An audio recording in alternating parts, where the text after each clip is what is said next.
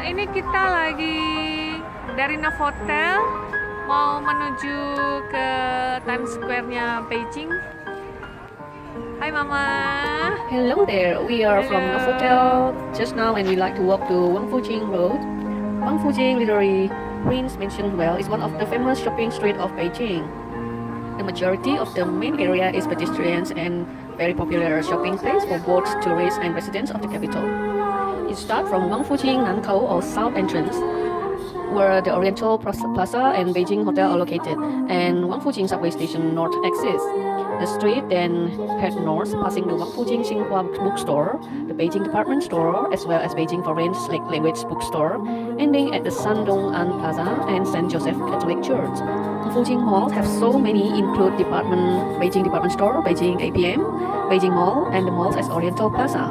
The one we took the picture here with the big screen, it was on the Beijing APM, and there are so many food and restaurants in the mall and so many things to see. So APM Mall is highly recommended. We came on the Christmas season and New Year. So as you see, there's so many beautiful trees, lights over here to sightseeing. How to go? Simply take the Wangfujing station of Beijing Subway Line 1. It's located at the intersection of Wangfujing Street and Chang'an Avenue.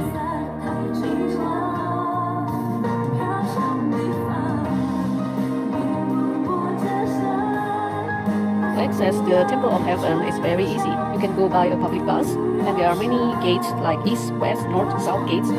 Simply Google it and you will find out what number of the buses passing by. The Temple of Heaven is located in southern Dongzhen district, which until 2010 was part of the Chongwon district. The park itself is open daily from 6 a.m. to 10 p.m. The relic site inside the park open 8 and close at 5:30 from April to October, and close at 5 p.m. from November to March because it's a winter. The Temple of Heaven or Tiantan is an imperial complex of religious buildings situated in the southeastern part of central Beijing. The complex was visited by the Emperor of Ming and Qing dynasty for annual ceremony of prayer to heaven for gold harvest.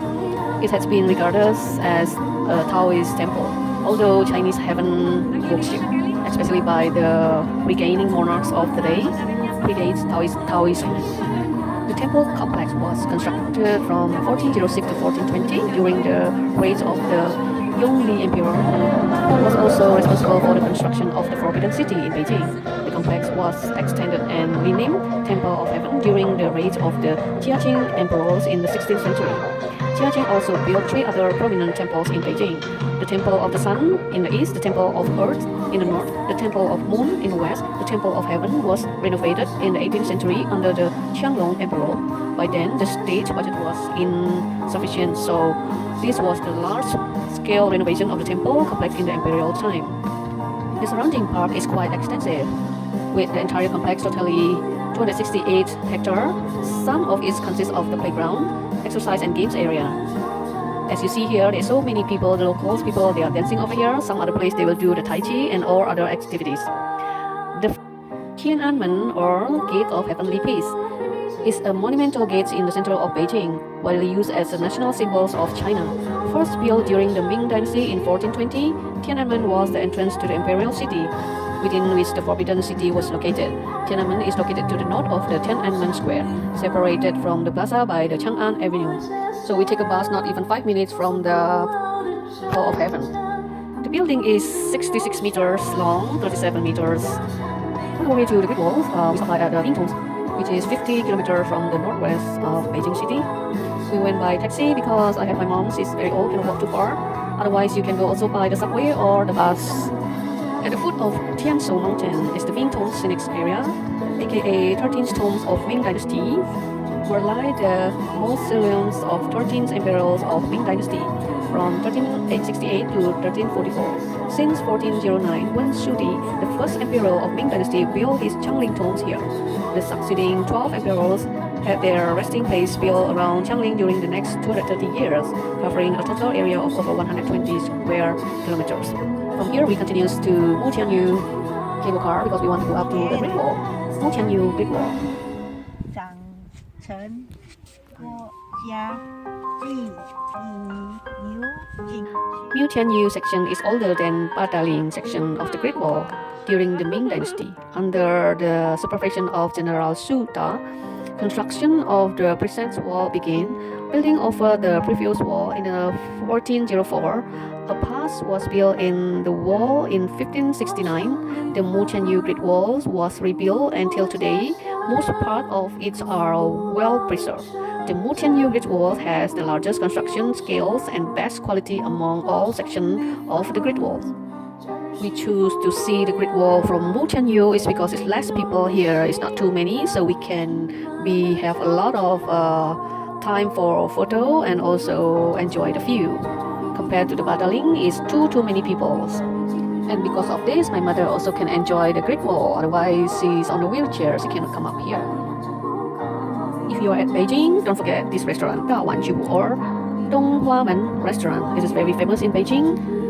Located at number 53 at Dongnanmen Main Street, Dongcheng District.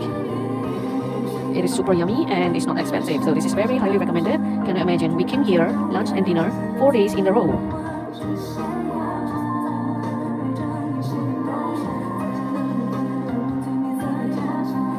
It is take 15 minutes by taxi from our hotel to Forbidden City. This most famous site was already full of millions of people, and to buy the ticket you have to queue, but the surprise is the service is so fast. They are very professional, but don't forget to bring your passport along, otherwise they not accept. The security also very tight here. They will check all your belongings before entrance, and the audios are highly recommended if you cannot speak Chinese, so they have like about over 20 languages for you to rent the audio. Forbidden City is a palace complex in central Beijing, China. The former Chinese imperial palace from the Ming Dynasty to the end of Qing Dynasty, the years 1420 to 1912. It is now houses the Palace Museum. The Forbidden City served as the home of emperors and their household, as well as the ceremonial and political center of Chinese government for almost 500 years. Constructed from the 1406 to 1420, the complex consists of 980 buildings and covers 72 hectares. The palace exemplifies traditional Chinese palatial architecture and has influenced sculpture and architectural development in East Asia and elsewhere. The Forbidden City was declared a World Heritage Site in the 1987 and is listed by UNESCO as the largest collection of preserved ancient wooden structure in the world.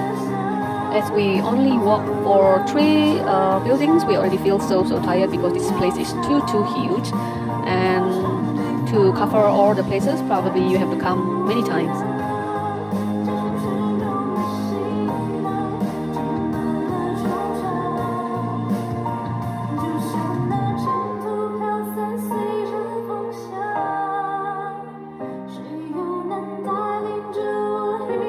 And on our last day, here we are at the Beijing Olympic Park.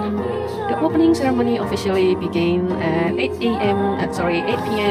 China Standard Time in the Beijing National Stadium. The number 8 is associated with the propriety and confidence in Chinese culture. And here it was triple eights of the dates and 1 extra 4 times, close to 08:08 p.m. The ceremony was co-directed by the Chinese filmmaker Zhang Yimou and Chinese choreographer Chang Jikang, and featured a cast of over 15,000 performers. The ceremony lasts over 4 hours and was reported to have cost over 100 million to produce. By this, 7 years after the 2008 Games, Beijing was awarded to the 2022 Winter Olympics. It will thus be the first city to host both summer and winter games. Wow! Thank you for watching. Hopefully you like my video. Please subscribe, like, and share.